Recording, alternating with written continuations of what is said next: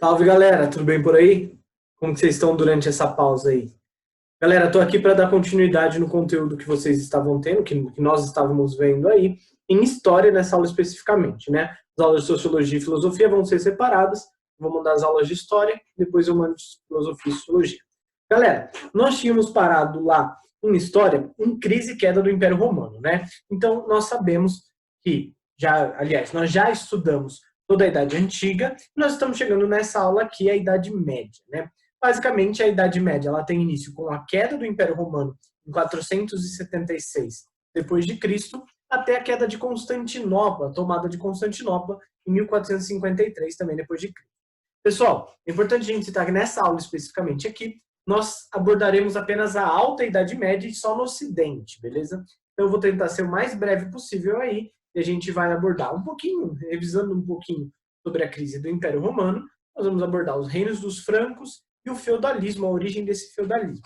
E nas nossas próximas aulas, nós teremos a Alta Idade Média no Oriente. Então nós vamos abordar a origem do Islã, ou do islamismo, né?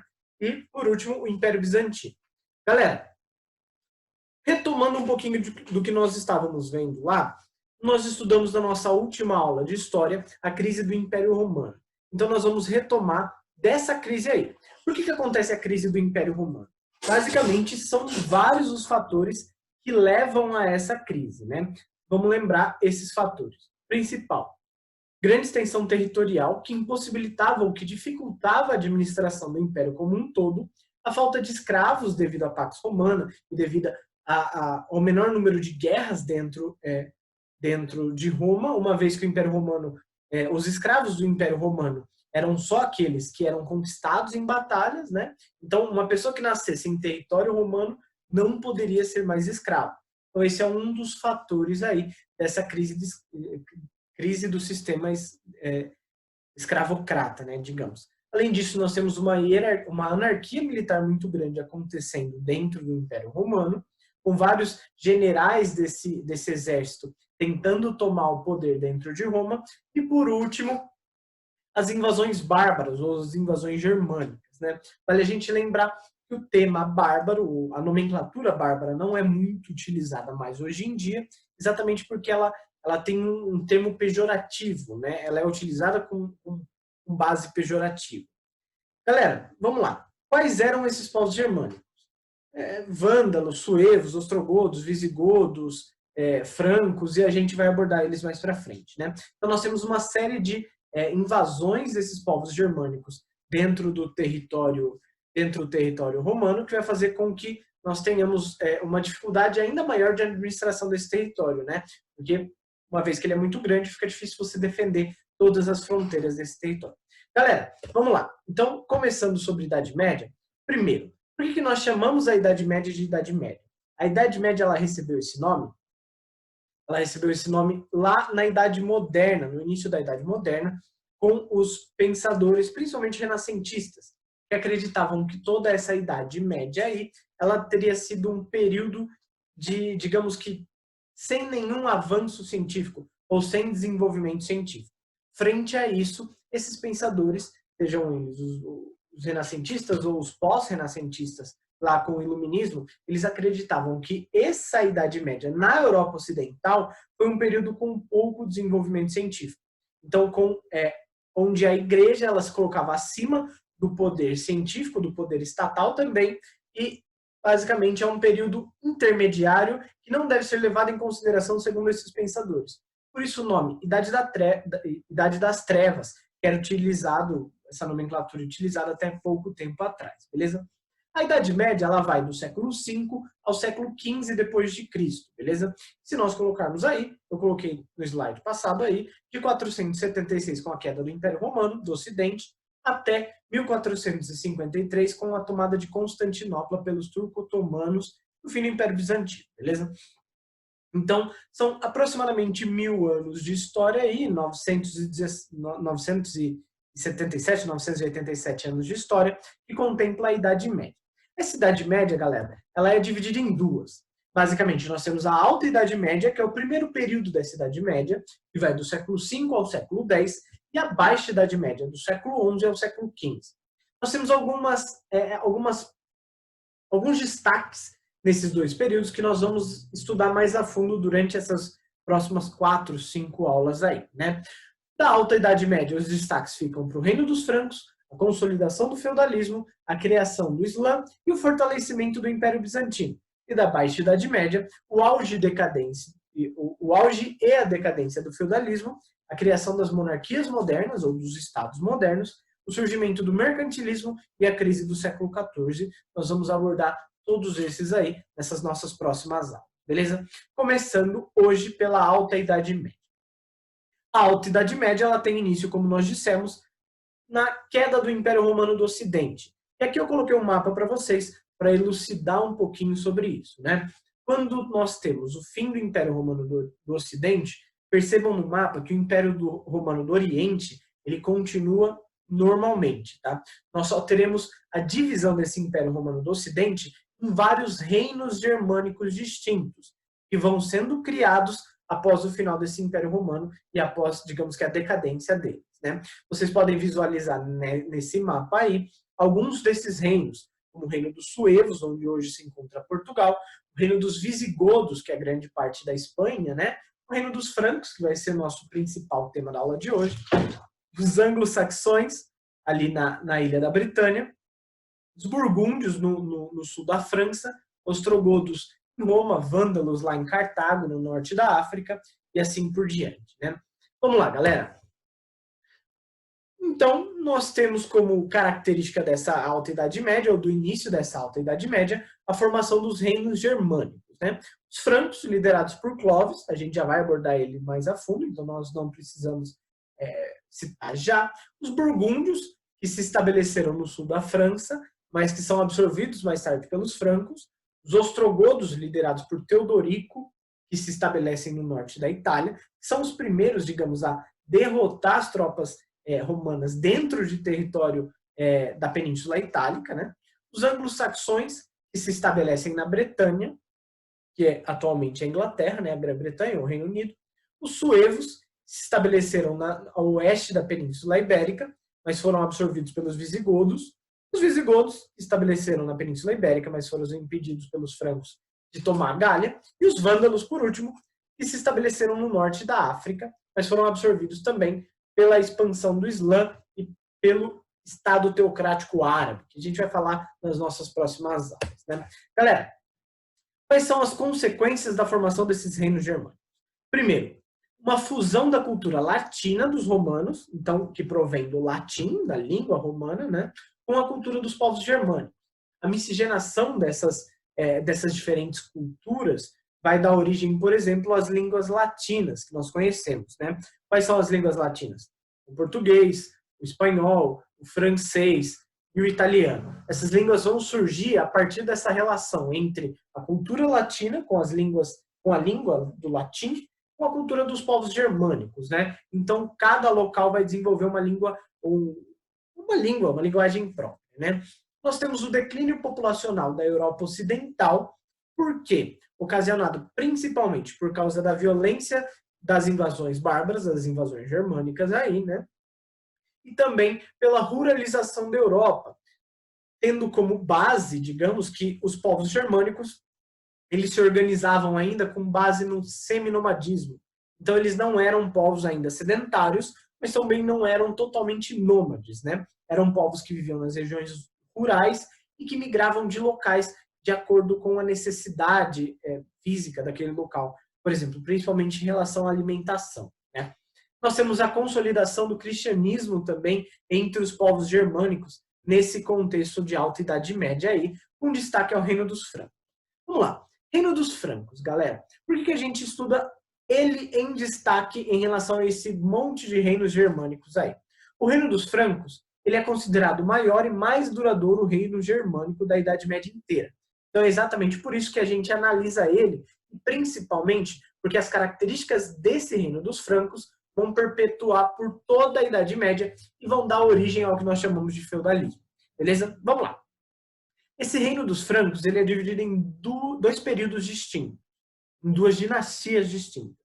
Lembrando que dinastia, basicamente, é quando o poder é passado hereditariamente, né? Então nós temos uma família a longo prazo, hereditariamente, tendo o poder daquela região específica.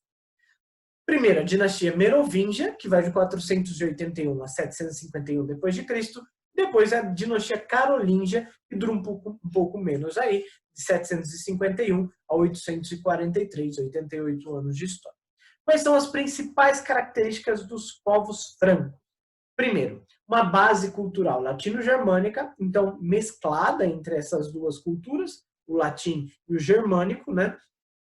Uma religião cristã, depois da conversão de Clovis em 496. Anteriormente a essa conversão, antes de se tornar cristão, o povo franco, os povos francos, eram pagãos, tá? Então, lembrando que paganismo se remete àquilo que vem do campo.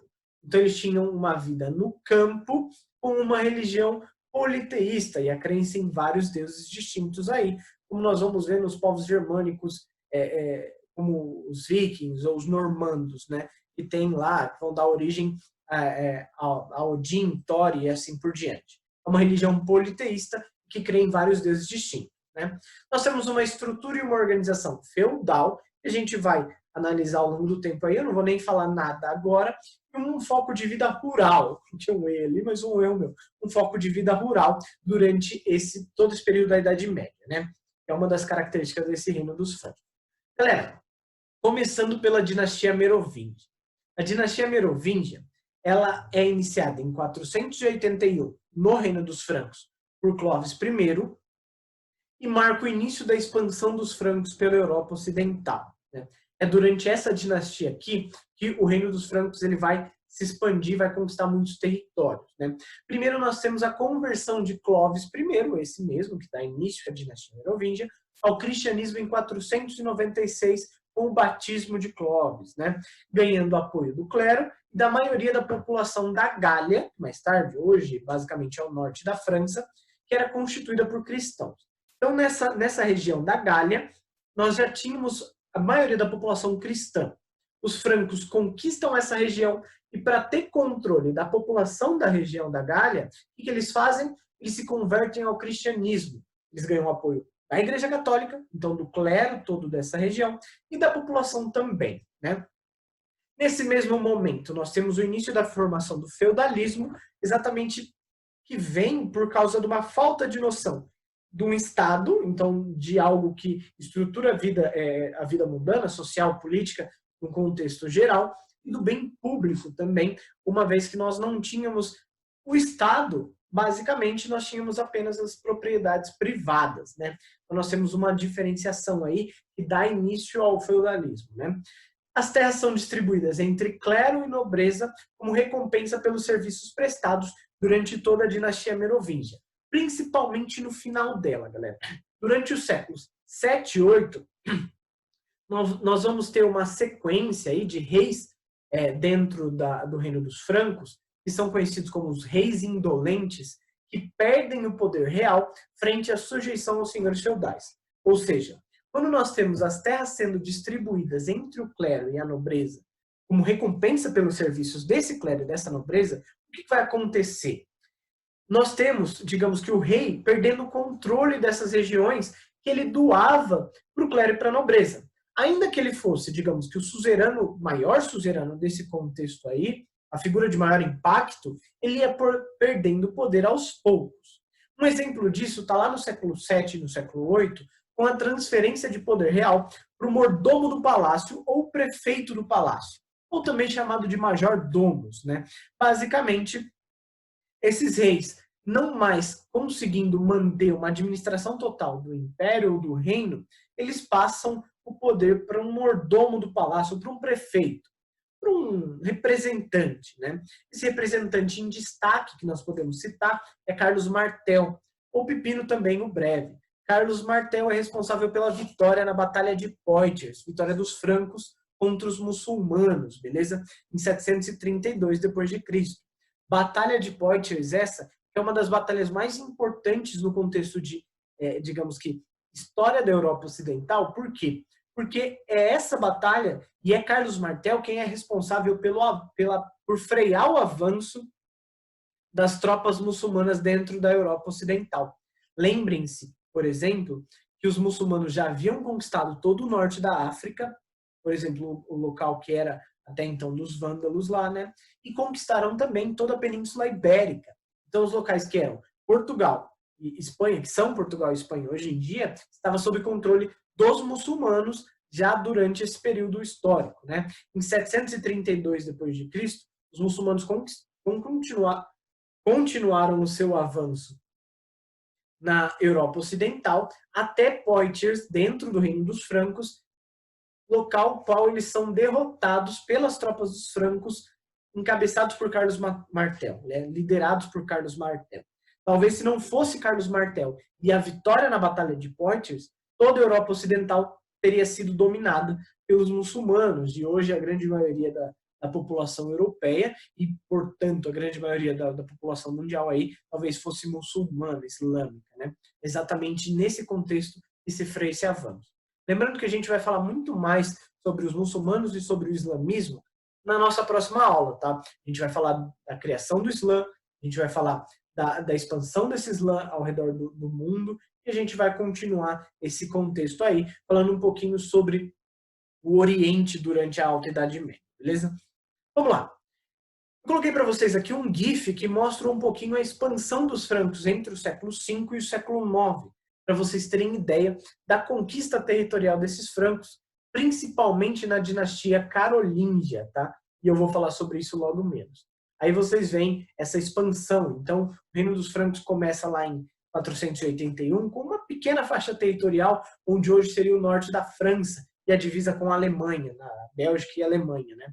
E com o passar do tempo, nesses aproximadamente 300, 400 anos de história, eles conquistam praticamente quase a Europa Ocidental como um todo, né? Faltando só a Península Ibérica e a Inglaterra ali. Galera, dando continuidade, nós chegamos à dinastia carolíngia. A dinastia carolíngia ela é iniciada pelo filho de Carlos Martel, chamado Pepino, o Breve. Por mais engraçado que isso possa parecer, é o nome dele mesmo, Pepino, beleza, galera? Em 751 d.C., após depor o último rei merovingio.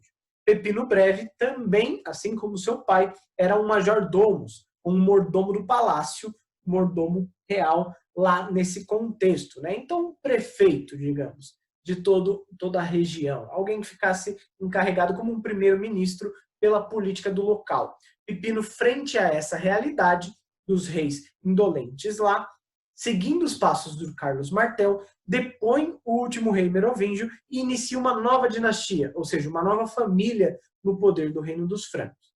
Dinastia essa, chamada dinastia carolíngia, que ganha esse nome por causa de Carlos Magno, que marca o auge dessa dinastia e o auge do Reino dos Francos, beleza?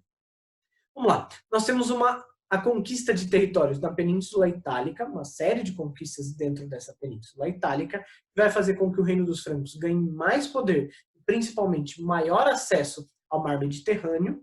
Nós temos uma aproximação da Igreja Católica, com a Igreja Católica, e a concessão de territórios em retribuição ao apoio do Papa pelo Pepino Breve. Então, basicamente, o Pepino Breve, o que ele vai fazer? Ele vai se apoiar, digamos, na Igreja Católica e nos nobres próximos a ele para depor esse rei. A Igreja apoia ele consegue depor o rei, em retribuição ao apoio da Igreja, ele vai doar uma série de territórios, ou conceder uma série de territórios para essa Igreja Católica, que é basicamente a origem dos estados pontifícios, ou o Estado de São Pedro, o primeiro deles, os estados pontifícios que se mantiveram existindo, digamos, que a sua existência se manteve até o século XIX. Então, nós temos essa maior relação com a Igreja Católica aí, como uma das principais características dessa dinastia carolíngia. Beleza? Após a morte de Pepino, seu filho Carlos Martel assume o trono, governando até 814 d.C. E vamos lá. Carlos Magno, galera, ele representa o auge desse reino dos francos. Por quê? Vamos entender isso maior. Primeiro, ele conquista uma série de territórios também, então nós vamos ter uma maior extensão territorial do reino, é o momento em que o reino dos francos alcança sua maior extensão. Então, assim como o reino, nosso Império Romano teve seu momento de maior extensão lá em 27 a.C., com o início da Pax Romana, o auge e a maior extensão territorial do reino dos francos se dá durante o governo de Carlos Magno, a partir aproximadamente aí de 800 depois de Cristo, né? É a maior extensão territorial. Nós temos uma preocupação com a administração e a organização do território como um todo. Então, esse é a principal preocupação e a principal característica do governo de Carlos Magno, né? Vai ser a administração do Reino dos Francos. Primeiro, nós temos uma doação de terras a todos os nobres que auxiliassem durante as batalhas, que é uma atitude que vai fazer com que o Reino dos Francos se estabeleça e crie, digamos que, uma ordem específica muito bem ordenada aí nesse quesito, exatamente porque agora os nobres vão apoiar e vão batalhar em nome de Carlos Magno e dos francos para receber as terras em troca, né? Uma divisão dos domínios imperiais em 200 condados, encabeçados por um nobre e um bispo, cada um dos condados, a criação dos missi dominici, que eram funcionários reais encarregados pela fiscalização do império, basicamente fiscais aí do IBGE, que passavam de porta em porta cobrando impostos, né? E o estabelecimento das capitulares, que era um conjunto de leis escritas e o primeiro código legislativo da Idade Média, código escrito legislativo da Idade Média, tá? Basicamente, durante todo esse período aí, da Alta Idade Média até 800 depois de Cristo, com Carlos Magno, nós não temos ainda um conjunto de leis escritas, exatamente pela falta da noção de um Estado, de uma unidade territorial, de um Estado algo acima dos indivíduos em si, né? Então, é Carlos Magno quem vai dar essa origem às capitulares, a origem ao primeiro Código Legislativo da Idade Média. Lembrando, galera, que isso aqui que a gente está abordando já é um pouquinho da estrutura do feudalismo que a gente vai falar logo logo. Então, se a gente visualizar essa doação de terras a todos os nobres que auxiliassem durante as batalhas, já é algo típico do feudalismo e já nos demonstra que durante esse período em que Carlos Magno estava no poder no Reino dos Francos, nós já tínhamos o feudalismo se expandindo na Europa Ocidental, certo? Dando continuidade, galera, após a morte de Carlos Magno, em 814 depois de Cristo, o poder passa para o seu filho, Luís o Piedoso, que governou até 840, tendo sido considerado um péssimo monarca. Em 840 depois de Cristo, nós temos o poder sendo dividido em 3 filhos de Luís o Piedoso: Carlos, Luís o Germânico e Lotário, beleza? Em 843, 3 anos depois de sua morte, o Reino dos Francos, o Império Carolíngio, ele é dividido entre seus 3 filhos através do Tratado de Verdun. O Tratado de Verdun, esse, é responsável pela divisão desse império, né? Nós temos Carlos o Calvo ficando com parte da Europa Ocidental, Luís o Germânico com parte da Europa Oriental, Lotário com parte da Lotaríngia ou da França Central, marcando o fim do Império Carolíngio e do Reino dos Francos, né? A partir desse momento específico, nós vamos ter uma divisão desse Império Carolíngio e do Reino dos Francos, que vai vai dividir o poder nesse quesito e desestruturar esse reino ao longo do tempo, certo? Vale a gente lembrar, por exemplo, que Carlos o Calvo e a França Ocidental dá origem ao que nós conhecemos hoje como França. E Luís o Germânico, com a França Oriental, dá origem à Alemanha, ou Sacro Império Romano Germânico, né? Então nós temos aí o início daquilo que nós chamamos de decadência do feudalismo e mais tarde, aí sim, a propagação das monarquias modernas e a criação das monarquias modernas, beleza? Então, aqui nós temos um mapa de como estava dividido a Europa Ocidental durante esse período, né, após o Tratado de Verdun. Então, 843 foi dividido lá entre Carlos, Lotário e Luís, e nós tínhamos os estados pontifícios lá, na Península Itálica, parte de Roma, por exemplo, e algumas regiões autônomas que já teriam sido, digamos, perdidas pelos francos durante aqueles reis indolentes lá, né? Então nós temos aí esse mapa interessante para a gente ver como é dividido o reino dos francos e o Império Carolíngio depois da morte de Carlos Magno. E nós chegamos finalmente ao feudalismo, galera. Então vamos lá. Nós tivemos em Alta Idade Média aqui os reinos germânicos, que nós demos destaque ao reino dos francos aqui, que é basicamente o único que pode cair num eventual concurso público ou num eventual vestibular ou em algo do tipo. Vai cair outros reinos germânicos, eu acredito, como o reino dos ostrogodos ou dos vândalos. Acredito que a chance maior é de que caia o reino dos francos, apenas o reino dos francos, né? E nós chegamos ao feudalismo, aí sim, que é um assunto amplamente divulgado e amplamente debatido em todos os concursos, em todos os vestibulares e assim por diante. O que é o feudalismo, galera? Isso nós estudamos muito tempo no nosso ensino fundamental, muito tempo no ensino médio, e nós sabemos que é algo típico da Idade Média. Quando nós falamos de Idade Média, seja de alta ou de baixa Idade Média, já nos vem à cabeça o feudalismo, certo? Então, o que é o feudalismo? O feudalismo é um modelo de organização política, econômica e social típico da Idade Média, existente apenas nessa Idade Média aí, beleza? Quais são as características do feudalismo? Primeiro, a descentralização do poder. Então, o poder não vai mais ficar centralizado nas mãos de um imperador ou de um rei, o poder vai ficar descentralizado, vai ficar, digamos que, dividido em vários tópicos, né? Nós vamos ter uma vida centrada na zona rural, né? Nós vamos ter uma produção de subsistência, então, o enfraquecimento do comércio, uma coisa está diretamente ligada à outra, né? O enfraquecimento do comércio, ele acontece exatamente porque nos feudos, ou durante esse período, e durante esse modelo de organização política, econômica e social, nós vamos ter a produção apenas para a sobrevivência de cada feudo específico, né? Então, nós temos um enfraquecimento comercial devido a isso.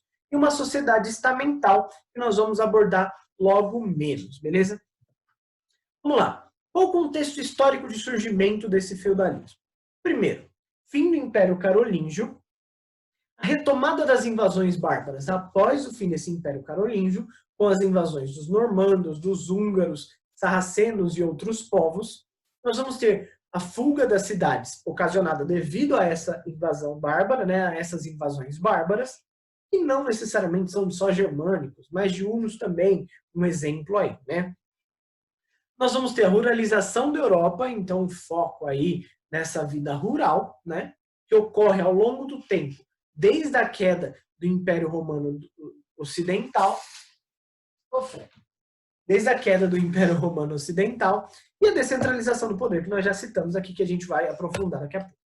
Vamos lá. O feudalismo, ele surge e cresce a partir do fortalecimento da nobreza. Basicamente, galera, quando nós temos essa nova onda de migrações, de invasões acontecendo, a segurança proporcionada pelos nobres no campo era muito maior do que nas cidades. Isso vai fazer com que as pessoas saiam das cidades e vão para o campo, levando a um êxodo urbano, né? Basicamente, as pessoas agora vão passar a viver muito mais nas áreas rurais do que nas áreas urbanas, levando a uma ruralização da sociedade, né? Essa nobreza aí, dona de terras, capaz de manter a estabilidade e a segurança em seus domínios, é a base do regime senhorial.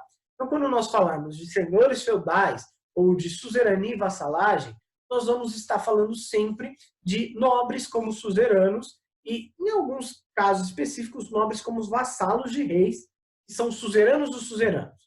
E a gente vai abordar isso com maior profundidade logo menos, né? E quem eram esses senhores feudais? Basicamente, eram nobres que recebiam esses feudos em troca de algum serviço militar, de um apoio a algum rei, né? Que formavam suas milícias, seus exércitos próprios, e que tinham o poder de julgar e punir dentro de seus próprios domínios. Então, basicamente, nós temos uma divisão em feudos, né?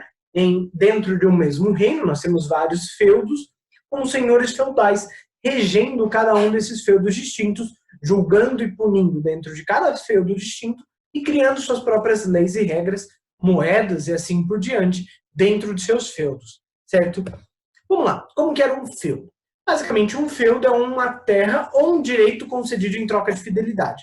Muitas vezes o feudo não vai ser terra necessariamente, mas pode ser, por exemplo, um salário, uma pensão mensal que vai receber em troca de apoio a um determinado rei, ou apoio a um determinado suzerano, né? Então, não necessariamente é a terra, mas na grande maioria das vezes, o feudo é uma terra, né? Terra essa, território esse, que pode ser dividido em manso senhorial, manso servil e manso comunal. O que são cada um desses aí? Vocês veem aqui, né, na imagem da direita, nós temos um feudo, uma estrutura de um feudo, né? Nós temos o castelo lá dentro do manso senhorial, que basicamente é o local em que só o senhor feudal e quem é, digamos que quem serve diretamente ao senhor feudal ou quem é parte do clero ou de uma outra nobreza pode viver, né, dentro desse manso senhorial, pode frequentar, digamos. Nós temos abaixo dele um manso servil, que é o local de vida dos servos, onde eles podem construir suas casas e plantar os seus alimentos. Nós temos o manso comunal, que é um local comunitário, de livre acesso. Basicamente, é um local onde qualquer um podia entrar e sair, onde geralmente os servos e senhores feudais poderiam lá fazer, por exemplo, uma fogueira para se esquentar, ou ir buscar mais madeira, cortar madeira, geralmente tem um bosque, uma floresta, pode ser também o local onde ficam os animais e onde os servos fazem o pastoreio, e assim por diante, né? Então nós temos um local dos servos, nós temos um local unicamente do senhor feudal, e nós temos um local comunitário, onde todos podem frequentar, podem ir e vir em qualquer momento, né? Basicamente, os feudos, na grande maioria das vezes, eram assim distribuídos. Nessa imagem da esquerda que vocês estão vendo aí embaixo, nós temos uma comuna que fica em Módena, na Itália, né? Basicamente, ela foi construída lá entre os séculos 12 e 13 e é um exemplo de um feudo lá no período medieval. Hoje é utilizado como um local turístico, né? Galera, o feudalismo ele é baseado, digamos, as relações sociais durante o feudalismo, elas são baseadas na suzerania e na vassalagem. Suzerania e vassalagem. O que é suzerania e vassalagem? Suzerania e vassalagem, basicamente, são as relações entre os nobres, e é a base do funcionamento do modelo feudal. Basicamente, são as relações entre duas pessoas nesse mundo feudal. Relações essas que, na grande maioria das vezes, vai ser de juramento de fidelidade em troca de algum bem, certo? Pode ser em troca, por exemplo, de um feudo, de um território, para que você possa viver ou construir ou morar e assim por diante. Um destaque que nós podemos citar aqui é a homenagem, que é uma cerimônia em que um cavaleiro, um vassalo, declara sua submissão e sua lealdade a outro nobre, o suzerano. O vassalo oferece ajuda militar e econômica ao seu suzerano e recebe em troca um feudo, que na maioria das vezes era em forma de terra, mas que poderia ser também uma pensão ou um rendimento. Então nós temos aí já a ideia do que é um feudo, né? É algo, digamos que algo em troca de um trabalho. E nós já temos ideia do que é essa suzerania e vassalagem. Então, essa relação de fidelidade que compõe o mundo feudal aí, né? Vamos lá. A base do feudalismo, galera, é a servidão. O que é a servidão? Servidão é um modelo, digamos, de trabalho durante o feudalismo. Nela, o direito dos nobres sobre a terra, como forma de benefício, se estende ao uso dos trabalhos dos camponeses, consolidando a servidão. Basicamente, os servos vão formar mão de obra que sustenta a economia feudal. É a relação entre o camponês e a nobreza. Então, os camponeses vão ser servos dos nobres, ou dos senhores feudais, certo? O servo, galera, ele não é um escravo, tá? Nós temos uma diferenciação muito grande entre servidão e escravidão. Na servidão, o servo, digamos, é um homem não livre. Então, ele é dependente de um senhor feudal e ele é submetido ao poder da nobreza e do clero. Nós temos uma relação de dependência entre senhor feudal, que depende do servo para sobreviver, e o servo que depende do senhor feudal para sobreviver também, certo? Mas ainda assim, ele não é um escravo. Por quê? Porque ele não pode ser vendido, ele não pode ser trocado, e ele está vinculado ao feudo especificamente, trabalhando em troca de proteção e de alimentação. Beleza? Quais são as obrigações do servo dentro de um feudo? Bem, são 4, geralmente, mas podem ser mais, de acordo com cada senhor feudal e cada regra específica de cada feudo. As 4 padrão são a corveia, que é um pagamento aos senhores feudais por meio de serviços prestados, basicamente de 3 a 4 dias por semana. Você vai trabalhar para aquele senhor feudal. Tudo que você produzir vai ser dele, é um trabalho que você faz para ele, em troca da proteção que ele está te dando, né? Nós temos a talha, segundo lugar, que é o pagamento aos senhores feudais de metade da produção feita pelo servo, isso é regra e é sempre, tá? Nós temos a banalidade, que é um pagamento pela utilização das instalações do castelo, como um moinho ou um forno. Ou seja, para você produzir algo dentro do castelo ou dentro da fortaleza do senhor feudal, você precisa pagar também, e essa é a banalidade, beleza? E por último, nós temos o dízimo, que é unicamente dos feudos que tem relação com a Igreja Católica, que é 99% desses feudos, né? Que é a doação de 10% da produção dentro desse feudo à igreja. Então, o servo tem que destinar 10% da sua produção à Igreja Católica, beleza? A sociedade feudal, ela é hierarquizada, né? Então, dentro dessas características, nós temos uma alta hierarquização em forma piramidal. Então, nós temos um número maior de servos, de camponeses ali, depois um número um pouquinho menor de artesãos e comerciantes, depois um número menor de representantes da nobreza, depois um número menor de clero e, por último, o rei. A gente vai entender isso logo, logo, eu vou mostrar uma imagem para vocês. Essa sociedade feudal é uma sociedade estamental. O que isso quer dizer? Que é uma sociedade hierarquizada com pouca ou sem mobilidade social, beleza? Basicamente, cada estrutura, cada classe social faz algo específico dentro dessa sociedade. Por exemplo, clero são aqueles que oram. Então, na grande maioria das vezes, são sacerdotes, padres, bispos, representantes da Igreja Católica, representantes religiosos. Nós temos abaixo desses a nobreza, que são, na grande maioria das vezes, os guerreiros, certo? Os que lutam, então os cavaleiros e assim por diante. E por último, nós temos o terceiro estado, que são camponeses, vilões, artesãos e comerciantes, né? Que são aqueles que trabalham nesse regime feudal, beleza? Aqui nós temos uma estrutura, uma imagem clássica demonstrando esse feudalismo, essa sociedade estamental do feudalismo. Se vocês quiserem, deem um pause aí para a gente entender um pouquinho mais. Eu não vou explicar isso a fundo, porque eu acabei de explicar, mas pausem e deem uma olhada nisso aí que vai ajudar na compreensão do conteúdo para vocês, beleza? E nós temos, por último, um dos últimos aspectos aí, penúltimo, digamos, a representação do poder da igreja durante o feudalismo, galera. Por quê? Quando nós falamos de feudalismo, nós falamos ao mesmo tempo de ascensão da Igreja Católica, certo? Por quê? A Igreja, durante esse período, ela tem um poder político, econômico e sociocultural.